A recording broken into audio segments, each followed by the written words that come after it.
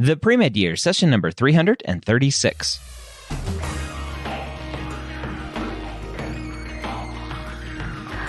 Hello, and welcome to the Pre-Med Years, where we believe that collaboration, not competition, is key to your success. I'm your host, Dr. Ryan Gray, and in this podcast, we share with you stories, encouragement, and information that you need to know to help guide you on your path to becoming a physician. Welcome to the Pre-Med Years. Thank you for taking some time to join me today. As always, it hasn't changed. My name is Dr. Ryan Gray, and I have been your host here now for a long, long time here on the Pre-Med Years. If you are new here, thank you for taking some time to join me today. You have a lot of episodes that you can go catch up on if you haven't already. Today's episode is going to be very, very helpful for you as you prepare for your MCAT. And I think it will even help in your pre-med courses and eventually when you get to medical school as well. We have Phil, who is a master level tutor at Next Step Test Prep. He is also the man in charge. When you go to the MCAT course, you buy the Next Step MCAT course and you go to office hours, which are 10 hours a week that you have access to office hours. He is the man that hangs out and answers all of your questions during those office hours as well. And I brought Phil on to talk about how to master the Psych Soc section of the MCAT. Phil, welcome to the Pre-Med Years. Thanks for joining me. Yeah, no problem. Great to be here. I'm excited for today because I think our conversation is going to help a ton of students with their MCAT prep and potentially their core science coursework as well, as we talk about some memorization and Psych Soc and so much more. Yeah, and not only that, a lot of the things that I'm thinking about and doing about when I'm talking with students about MCAT prep, there's a little bit of forward thinking there stuff as well, things that hopefully will help in med school as well. Because, obviously, but there's that's pretty much the meat and bones of med school. It's just like this giant pile of stuff that must be memorized. Yes, unfortunately. Yes. Let's start with who you are and how you ended up being a top MCAT tutor at Next Step Test Prep.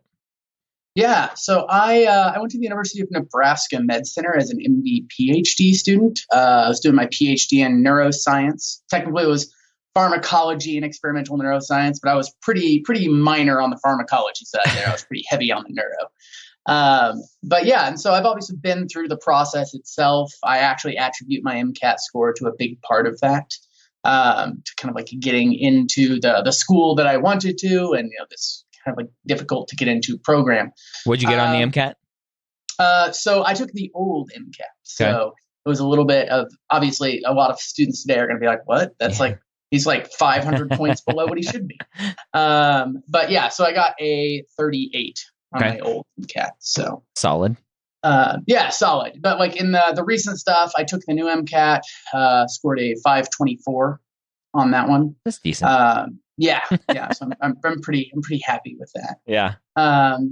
Yeah. And so I'm actually one of the guys that helped, kind of hopped on at Next Step Test Prep, helped write and edit a lot of the content, kind of putting all of that stuff together, been teaching, running office hours, kind of like all over the place just for Next Step, talking about learning. Yeah. That's really the thing I'm most passionate about, is the teaching side of things. So you're no longer in your MD PhD program? No. I actually left in the second year of med school. Did some research over the summers and, kind of like toyed around with this. It was kind of an interesting pathway, but the reason I went to med school is I wanted to be an instructor and teach at a med school. But then like through interacting with people, you start to understand that like all of my med school professors, teaching was 5% of their job at most. Mm-hmm. Everyone was doing kind of, the clinical side or the research side. And, as much as I like reading and talking about research, the performing of it is a little bit less exciting for me. I'm more into sharing knowledge, just generally speaking. So I had kind of a family illness. So I took a leave of absence from med school in order to be around family. And that's when I got contacted by John at Next Step. You know him pretty well. Mm-hmm. And we started kind of working together there, and I had the opportunity to go back, and I just decided, like, why? I'm doing what I love doing. And so I didn't know that the MD PhD path was going to put me more in touch with what I wanted to be doing in life versus I was already doing. Yeah. What was that conversation like with the medical school? Be like, see you later, guys. Never coming back. They, like, obviously that is their worst nightmare. Yeah. And this is something that I talk about with students that are wanting to go to med school. Their worst nightmare is they accept somebody and that person decides they don't want to be a physician. Obviously, the spot I was in probably could have gone to someone else, and that's a big issue, not just for the med school, but for the other people. And so I actually advocate hugely that every student that, takes the MCAT, obviously clinical experience is really big in, the application process. But I think that's the reason why med schools want to know that when students come to the med school, they're doing it because they want to be a teacher, or they want to, like, be a practicing physician, and not just, they watch Scrubs or ER, and it's like, that's why they want to do it. I want to be the next McDreamy. Yes, I want to be Dr. House. Yes, and that'll work. Yeah. So you and I met at the AMSA conference, and we had a good discussion. And you're like, I think I could come on the podcast and talk about Psych Soc, because about 20% of my private MCAT students are getting perfect scores on Psych Soc. So I want to dive into that in a minute, but I first want to talk about this kind of whole memorization and trying to learn stuff, because as you talked about in medical school, like, your goal is to learn a lot of stuff, and you've done some research around this. So let's talk about how students can learn better. Yeah. And so this is one of the things I really love to talk about. So your brain is very good at learning certain things. The analogy is that it's the world's best screwdriver. It's like really, really good at very specific tasks. If you think about, which direction do I need to turn as I leave my house to get to the nearest gas station? My chemistry professor, do they have a mustache or not? All of these things are things you never sat down and tried to memorize, right? But you just sort of internalize these things. There's never no flashcards involved with what are the faces of my instructors, right? You just kind of inherently pull that in. I think the reason for that is just kind of biologically, evolutionarily speaking, it's really important to know certain things, recognize faces, be able to navigate to and from food, kind of things like that. Social interactions. I think gossip, we're actually kind of hardwired to learn gossip, because understanding the social interactions. If I'm a caveman and I'm kind of attracted to Sally, it's important for me to understand and recognize that Sally's brother Oog is very strong and very protective. Why does Sally have a normal name, but then there's Oog? I don't know. Don't ask me. Her parents were very progressive. Okay. So they called her Sally. But yeah, just the idea there of that social interaction. So we're kind of hardwired to learn gossip. It's very frustrating that if you walk to class and you overhear some gossip about, I can't believe Fred stole Bill's TV. Yeah, he was sleeping with his girlfriend, but still, you remember that. And then you go and sit down in class and they're trying to show you this equation that you need to internalize. And you just it doesn't stick. You just have to kind of smash your head into it over and over.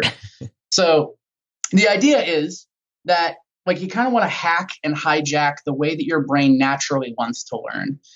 With kind of the screwdriver analogy, your brain is very good at certain things. And so obviously driving a screw is what a screwdriver is designed to do. Now you can use a screwdriver as a hammer.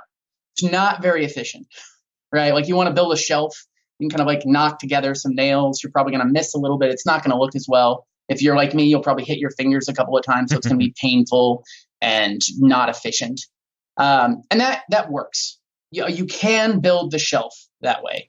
But all of a sudden, when you start to reach bigger tasks, right? Instead of building a shelf, now you have to build a house. All of a sudden, this screwdriver as a hammer tool is not going to work. So I notice that a lot of times students are using their brain as a hammer. They're using it in an inefficient way. They're just smashing their brain into a pile of equations. And that'll work if it's a small enough task. It's not efficient. There's better ways to do it, but it works.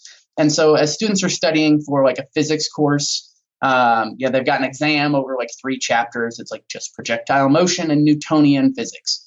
And so as you're smashing your brain into this pile of equations, it doesn't want to learn it, but with enough time and effort, eventually it'll pick it up.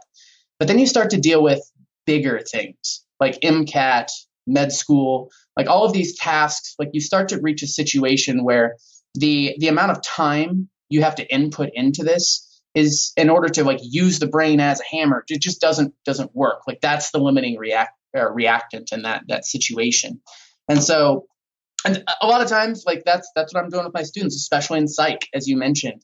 I do all of the office hours for Next Step. Anybody who buys our course gets like 10 hours a week with me and just kind of like talking and chatting about whatever it is that they have concerns about. But I also do private tutoring, and 20% of my tutoring students in the last year have gotten a perfect score in psych.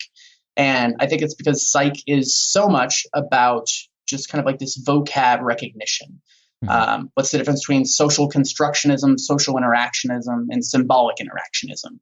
Or schizoid personality disorder, schizotypal personality disorder, schizophreniform disorders, and schizoid or paranoid schizophrenia.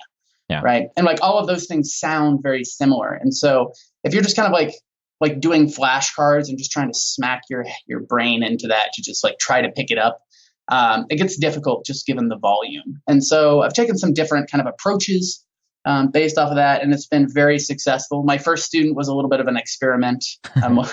They came in, they're like, all right, all I need to work on is psych. Like I'm good on everything else. And I'm like, all right, we got a month. Let's put some time into it. And so they went from we started off at like a 124 on the practice test, the AAMC stuff. We were getting like 130, 131. And then on practice day the actual exam day was the day that she got the perfect score. And nice. Since then, I've been doing that strategy with pretty much everyone. All right, well, let's start off kind of the basics. So for a student who hasn't dug into the MCAT yet, let's talk about Psych Soc. It's the newest section of the MCAT. What is the AAMC hoping to test for with the Psych Soc section? Well, there's actually a lot of neuro on there. There's a lot of, obviously, like disorders and Korsakoff syndrome and all of these things that are actually like a student needs to know at some point. But to be honest, there's a lot of stuff that you need to know at some point in med school. And so like, why is psychology the one thing that we kind of want to zero in on there? There's also a fair amount of stuff in there that I think is important with like understanding like influences, like groupthink and things like that, where I actually think that that's something that they want to test and they want to make sure students are aware and not likely to get swayed by peer pressure or act unethically. Mm-hmm. And so I think that there's some things going in with that as well. But mostly, I think it's if med schools want to figure out who's going to do well in med school, they need to figure out who's going to do well with too much information. And so, I mean, just when you think about it and compare it to any other exam, the LSAT, the GRE, the DAT, I think the MCAT is by far the largest scope. Everything from, fluid dynamics to Korsakoff's syndrome to Kohlberg's stages of moral reasoning, right? That's like very broad, from like very hard sciences to some kind of fluffier sociological stuff. And so I think just adding more content. They're just trying to test and see who can deal with too much information. Because if you can deal with that, then you can deal with med school and you can be a good doctor. So I think the general idea behind that. And for the student getting ready to take the MCAT or planning out all of their courses, one of the questions that always comes up is, do I need to have the prereqs of Psych and Soc to do well on the Psych Soc section? What is your answer typically for that? It depends. I think that's one of the courses that isn't as tightly regulated. That at least this is, some conjecture. In some schools may be perfectly fine. Some schools, like, it might not help that much. I think if you take organic chemistry at any university, at any major university, you're going to be getting a lot of the same stuff across there. You're going to be like, SN1, SN2, Diels-Alder, RNS, like enantiomer, diastereomer stuff. You're going to be good on that. But I think that with a lot of the psychology, sociology stuff, it can be a little bit kind of like fluctuating, like what one course does versus another. I actually recommend if a student really wants to like help with their Psych Soc things, I actually recommend neuro. taking a neuro course, because there's lots of things about the regions of the brain and memory and how sensation and sensation work.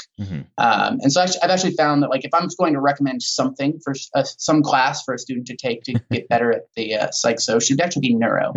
Which is completely like off the wall. It's like, hey, how do I do better on the psychology and sociology section? Take neuro. Yeah, take neuro.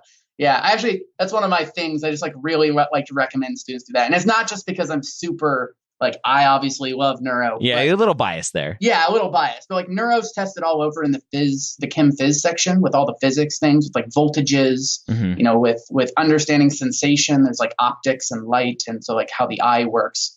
And so I think neuro actually is probably the highest yield of all the biological systems on the MCAT, because it shows up in the bio, the chem phys, and all over in the psych. So what would that course be called at a university? Is it just like a neuroscience 101 kind of course? What is that? Probably. I took a course at my undergrad that was actually it was like kind of a dual enrollment, like it was a master's and undergraduate. Just like neuroscience course. Okay. And it was remarkably, looking back, like, I don't think it was as helpful for me with the old MCAT, but looking at what's on the new MCAT, I think that course would have been very useful if I'd been taking the new MCAT when I first went to med school. Okay. So the actual courses of psychology, sociology, probably not needed, something that students can teach themselves, because it's, as we were talking about earlier, it's just a lot of memorization, and you don't need a course for that. Right. You do need to have some strategies and some kind of plans to go through this. It's actually really disconcerting in a way, if you think about it, that like you spend so much time on like your bio and chem courses for like required courses for undergrad, and so little on psych. But psych is the second highest yield content area on the test. The first highest is bio and biochem. 1 out of every 3 questions is a bio question on the MCAT. Wow. And that's including the card section. 1 out of every 3 questions is a bio question. Obviously, there aren't any bio questions in the cards, but like added up across. The next highest yield is psych by a pretty large margin. After psych, the next highest yield is like chemistry and physics. And you actually have more psych questions than you have chemistry and physics combined. So it's a pretty big jump there for that. There's tons of students that are constantly like, you know, like they'll spend like 3 weeks studying organic chemistry and 2 weeks studying physics, because those were the scary courses for them in undergrad. And so they're like, these are the things they're worried about just from like experience where they've been traumatized in undergrad, and they spend very little time on psych. But like organic chemistry is less than 5% of the test. Wow. And I actually think that organic chemistry on the MCAT is actually the one area that's easier on the MCAT than it is in undergrad. But, you know, you can't really say that about any of the other sections. But, you know, I would say that the time you spend on orgo should be very minimal compared to the time you spend on psych and bio, just because they're very high yield. Okay. Well, let's talk about a student who is cracking open their books, getting ready to start prepping for the MCAT. Where should she start with the Psych section? Yeah. So what I've been doing with my students, the kind of like strategy of going through this, is just going straight to the AAMC. The AAMC has their outline for all the sections. To be completely honest, the stuff on the chemistry and physics is not as useful, right? Like they'll say like, hey, you need to know magnetism. And as a student, you're like, yeah, I know that. But like, what else, right? But when you get to the Psych Soc section, it's very granular. They like break it down. It's kind of surprising too. Like they'll have like Korsakoff syndrome on there, which is a thymine deficiency, and that's like a very specific thing. But it's on the AAMC outline for Psych, and so it's something that they will hold students accountable for. So I really recommend students to kind of like go through that and just kind of like one by one. That's all I've been doing with my students that I've been getting perfect scores in psych, is going through this AAMC outline. I want to like throw a word of caution though. A lot of students are doing this. So like you'll hear like about, you know, the big psych documents that are out there. Some of them are like 300 pages, and you can download those and just kind of like flip through them. The problem with that is that it's very passive learning, and that you are reading something that someone else has put together. And with my students, that just hasn't gone as well. And that just kind of makes sense from what I understand in undergrad and med school.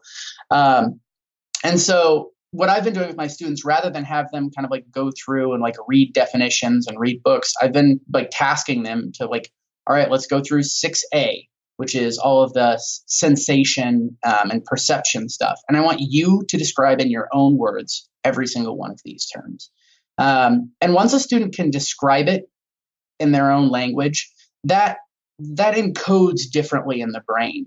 It's like using different regions of the brain, and that sticks a whole lot better than if you just read something in a book. I'm sure everyone has, had a reading assignment. They like read a paragraph and then they like forgot it, right? Like sometimes immediately. Sometimes I'll forget a paragraph like after I finish the paragraph. I'm like, I don't remember what I just read. Mm-hmm. But even beyond that, the idea of being able to hold on to some information for like 4 or 5 months or like a year, that's very difficult. And if you're just reading something that somebody wrote and somebody else kind of put together, that kind of doesn't work as well. And so, like I said, I've been going through with my students, having them define in their own words, also paying a lot of attention and trying to anticipate, like if, like for example, if schizoid personality disorder is the correct answer, what would you expect the other incorrect answers to be? And so schizoid personality disorder is a disorder where people just don't have any interest in interacting with others. It's not that they hate other people. It's just they don't have this drive to interact with other people. It's kind of like if they're introverts. Yeah. Well, yeah, it's kind of like something. Yeah, it's like introverts. Yeah, obviously, evidently that's a psychological disorder at this point. But the DSM-5. But like, it's like if you ask somebody to like, do you get up and put socks on your hand and then take the socks off your hands and put them in your drawer and go about your day? And the answer is like, no. And you ask them why they don't do that. And they're like, why would I? And that's how a schizoid personality disorder feels about relationships and interacting with other people. They just like don't see the point.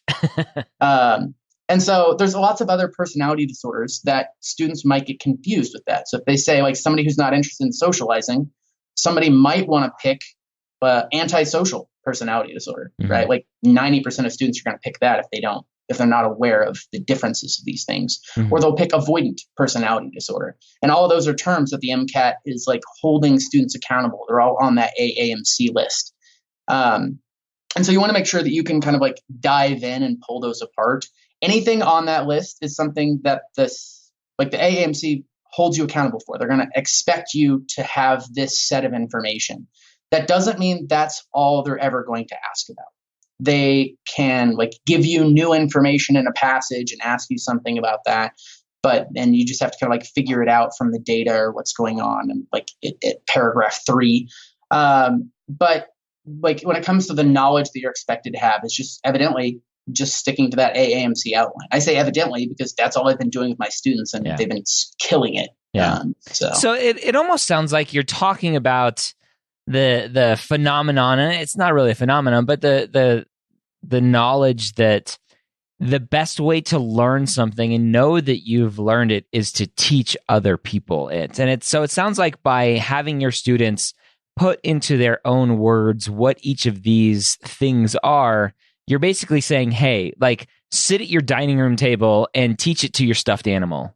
Right. I actually have a student that has done, not with a stuffed animal, but they had a Post-it note and they like drew a face on it, like stuck it on the wall. It's like, I actually also, it's really funny talking about like teaching to other people. I was actually talking to a student who got a perfect score on the MCAT recently. And I was talking like to them overall perfect score, not just on that one section? Score, like perfect score. Okay. And so it was like really exciting because that's like, a diamond that I found on the sidewalk, right? And so I was talking to him like, how did you deal with this? And he's like, I basically pretended that I had to teach all of it. Yep. And so I just went through and like kind of made lesson plans of like how I would explain this from one person to another. And that's really just kind of tapping into that way that the brain wants to learn, things that it thinks it's going to use in the future, things that it thinks it will find useful. And so like that massively increases encoding of memories. And so it's just kind of an interesting phenomena there. I was actually just talking to one of my other friends as I was in Philly for a conference 2 days ago.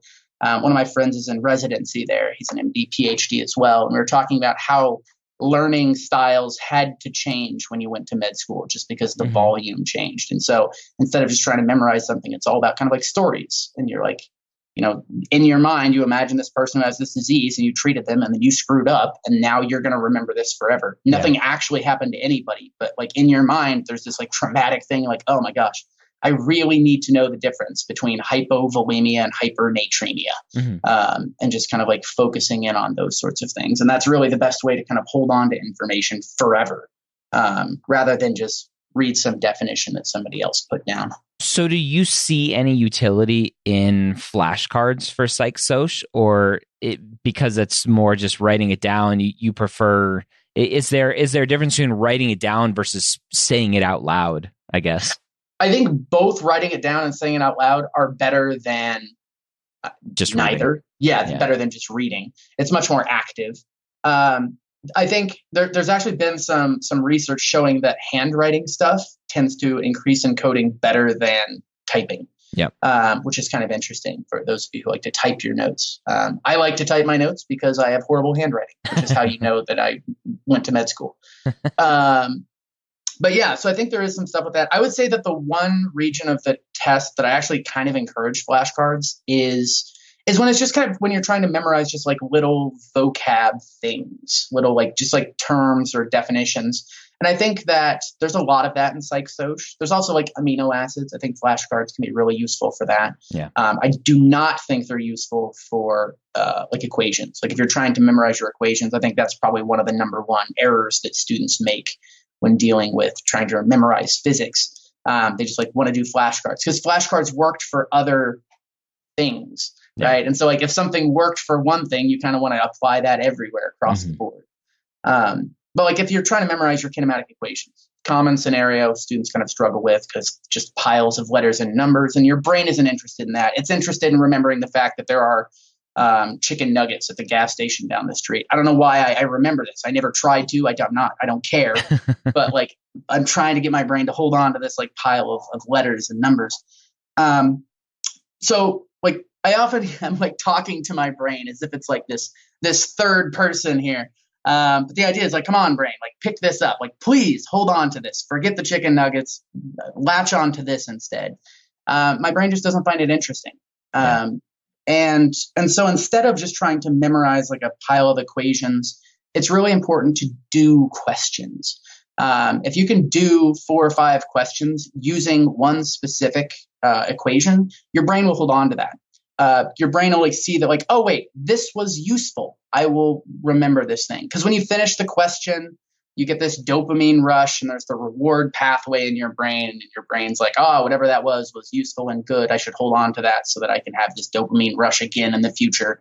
And so you get this kind of like dealing with the brain kind of like in a neuroscience way. So like if you just like do 4 or 5 questions and eventually your brain will remember that equation without trying to, because it was a useful tool to it rather than just something that is useless and just kind of like sitting there.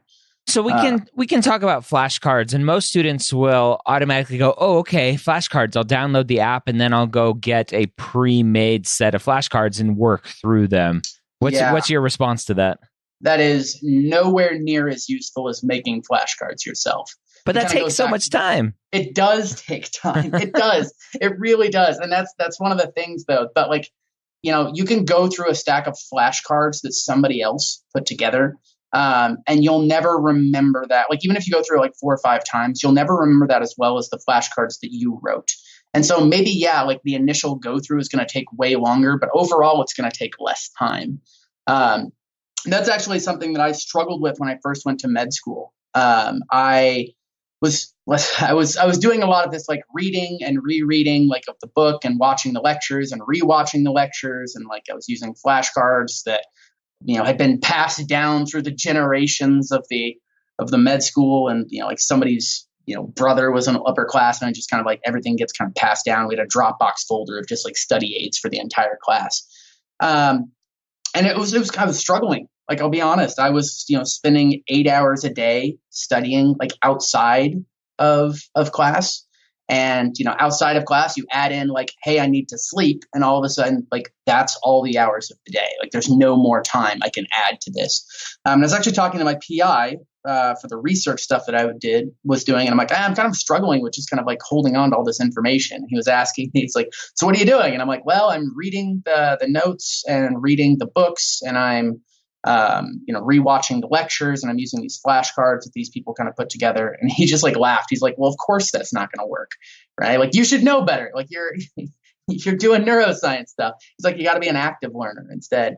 And so I switched. And instead of, this was in anatomy and physiology, which is a lot of just memorizing piles of things. And so instead of using flashcards that someone else put together, I made my own flashcards, and I drew diagrams. And all of a sudden I'm studying half as much, but I'm remembering twice as much. And so I'm doing way better. And now all of a sudden I have time to do my own laundry and to go for a walk with my dog. Versus before, I was really kind of like struggling to just find the time to deal with that. And I think it's just the active versus passive learning. Passive is easier. It's much nicer to be like, I'll just flip through these flashcards as I'm watching Netflix at home. That's not going to work. It's not going to cut it. Okay. I made like the amount of flashcards I made in anatomy were probably measured in feet. I think it was like 7 or 8 feet of like of flashcards. And I actually would make the flashcard, and then I ended up never looking at it again. So it kind of seems like a waste, but the act of making the flashcard was actually the most important part of that kind of memorization. Yeah. So you talked about these potential definitions and words, like you mentioned schizoid personality disorder, and then there's schizophrenia and schizotypal. For a student who can easily get confused trying to differentiate between all of those, do you have any sort of tips for those words that closely mimic each other? Yeah. So first off, pay attention to that. Notice this. That is a huge, I think it's actually a really great thing for a student to be like, hey, these are confusing. Like bells should be going off in your head telling you that this is the way the MCAT is going to ask me this. And so this is important, right? Like, they're not going to ask you, right? Like if they gave you a question, like, what's paranoid personality disorder, right? Like, you could probably pick that out without knowing anything, right? And so they're going to have to ask you stuff that is confusing. So recognizing that is actually a great thing to be like, this is confusing. Another example in bio is like ADH and aldosterone. People always get those mixed up because they both raise your blood pressure. They both start with A. They both affect the kidneys. They're just kind of confusing. But if you ever get a question about ADH, you can bet aldosterone is going to be a wrong answer choice. And so you need to like zero in on what's the difference between these two. So with those, like, the definitions of the personality disorders and things like that, I kind of like poo-pooed the like paranoid personality disorder, but I think it's really easy to get that confused with paranoid schizophrenia. Which is another psych term that you need to have down. And so I think the best way to do this is, like I said, stories, dealing with stories. So the difference between so if I want to zero in on the difference between those, paranoid schizophrenia is going to have delusions. Paranoid personality disorder is going to be based in kind of real life and like a non-delusional state, but still being paranoid. So like someone with paranoid schizophrenia, is they're going to see their neighbor walking down the street, and they're going to look out there, and the neighbor keeps looking towards the house. And so I know he's working for the Russians, which we all know are working for the mole people because they're really the ones running the show. And like that's obviously a little bit delusional, right? And so like imagine this, this mole people sort of thing watching me.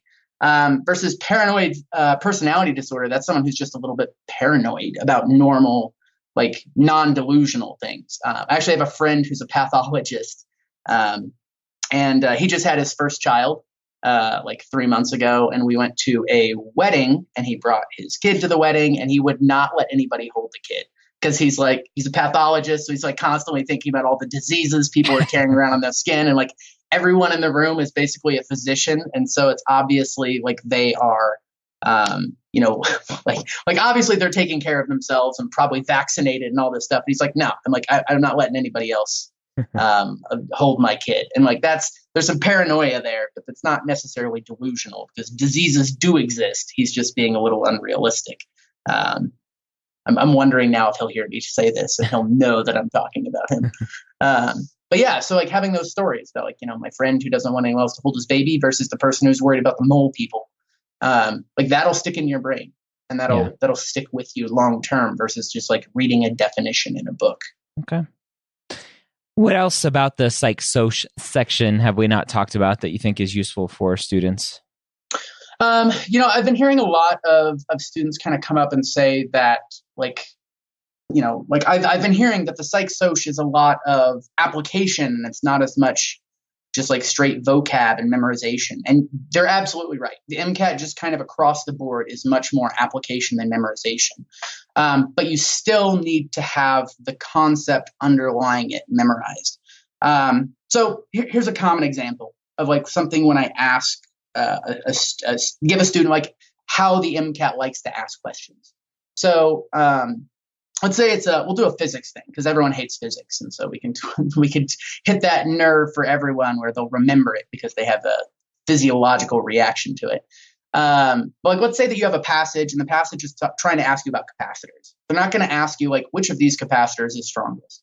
What they're going to ask you instead is they'll have some kind of setup of like the membrane of a neuron can act as a capacitor with charges built up on either side. Switching oleic acid for linoleic acid will do what to the capacitance of that membrane? And I can guarantee you nobody has studied this, right? Like that's something no one has seen. But if you understand that when the two plates of a capacitor get closer together, the capacitance goes up. So if I have a membrane and I switch out large fatty acids for smaller fatty acids, that brings the charges close to each other. And so that increases the capacitance.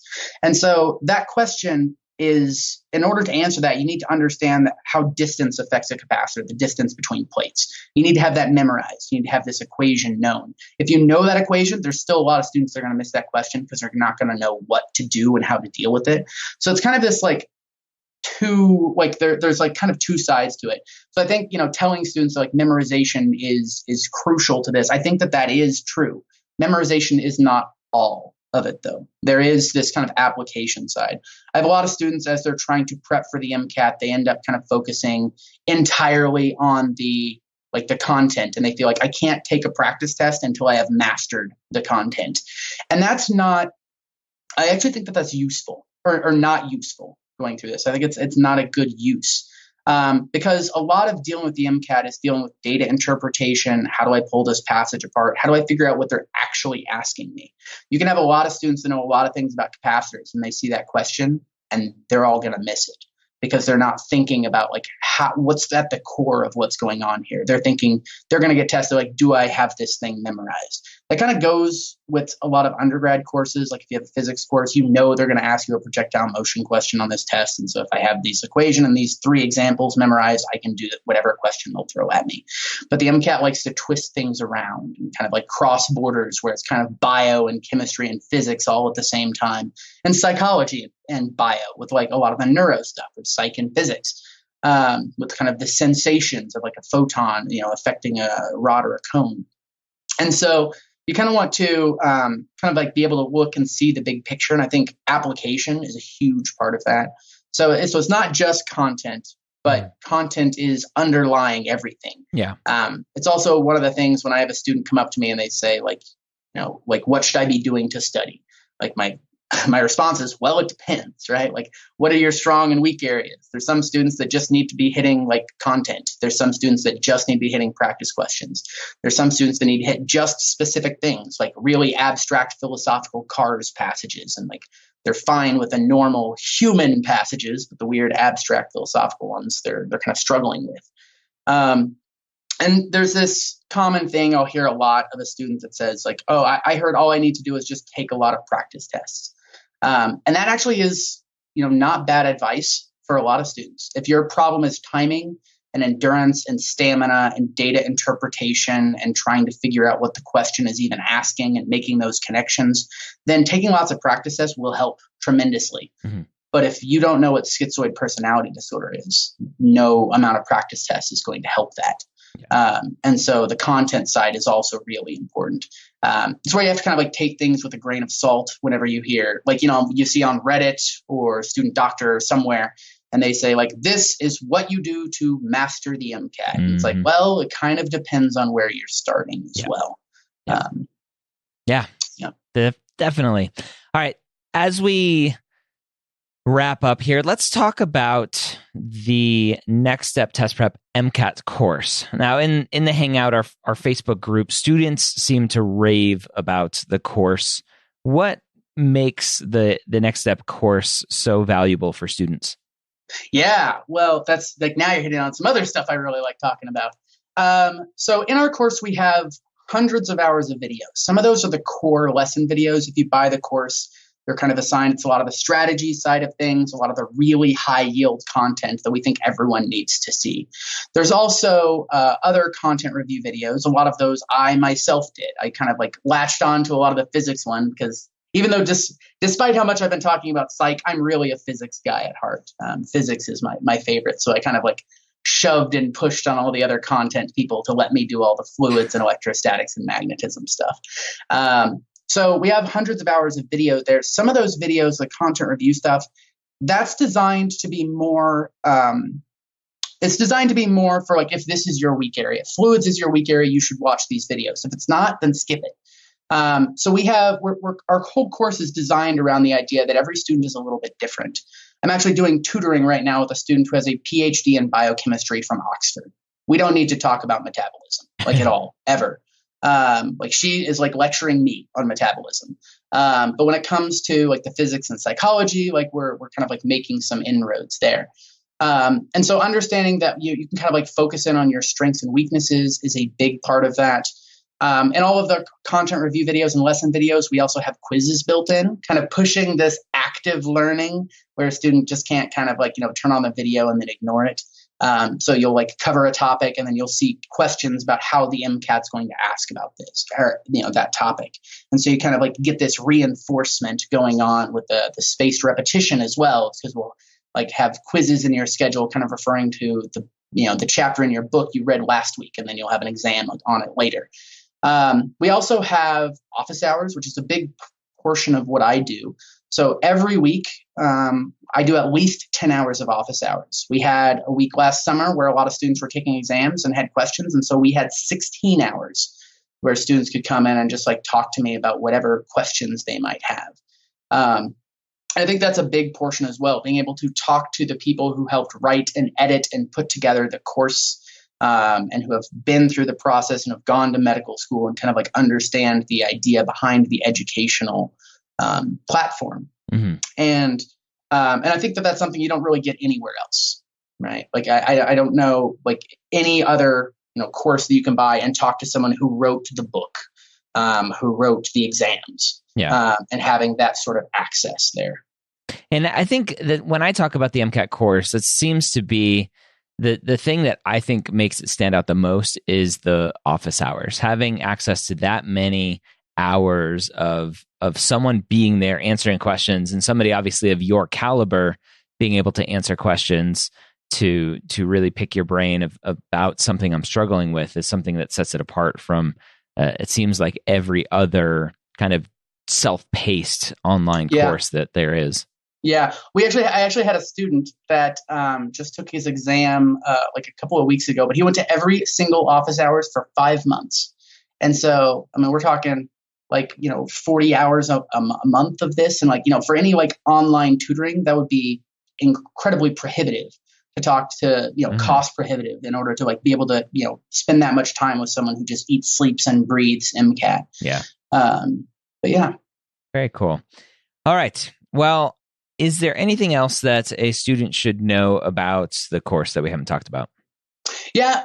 So even beyond the course, we do public webinars and things like that. I just did a webinar yesterday, actually on the nature of memory, kind of like what we were talking about today, but with a little bit more kind of specific advice for, how to, like, what's the best way to tackle biochem? What's the best way to tackle bio? And it's actually different between the two. And just some other like study methodologies. And so we have other free stuff. And so I encourage students, like, whether or not you go to med school shouldn't be based on how much money you have. Yep. And so we have our free resources as well. Everyone can download a free full-length exam as well as a half-length diagnostic exam or science content diagnostic or study planner tool. Like all of those things are free. We want students to have access to those. There's also a forum where me and the other members, like the other guys on the content team, we're poking around in there. I'm in there like twice a week, just making sure that there's no student who doesn't have their question answered, just making sure that everyone is getting their question answered. And it doesn't even have to be about our materials, but questions about the AAMC or the application process, and just kind of like, some advice on interviews, like what should I wear, right? And so just kind of like know that those resources are out there. We have our public webinars and our free stuff as well. We also have our course, which we've talked about, and tutoring. So I actually had a bunch of students take the exam in the last couple of weeks, and my tutoring schedule is opening up. I can tell that it's definitely going to start to get a little bit crazy going forward, though, because it's the season for the MCAT. So and we'll have links to all of that stuff, to the webinars and to the course and to my review of the course. I have a video review of the course as well. We'll have links to all that in the show notes so that everyone listening can take a look at all of that stuff. So, Phil, thank you for coming on, sharing your wisdom, and hopefully creating many more perfect scores on the Psych Soc section of the MCAT. No problem. Glad to be here. Glad to see you again. All right, so there you have it. Hopefully, after listening to this, you will be able to get a perfect score on that psychology and sociology section of the MCAT. Remember, write your own flashcards. Teach what you were trying to learn to a stuffed animal, to a Post-it note with a face drawn on it, however you need to do it.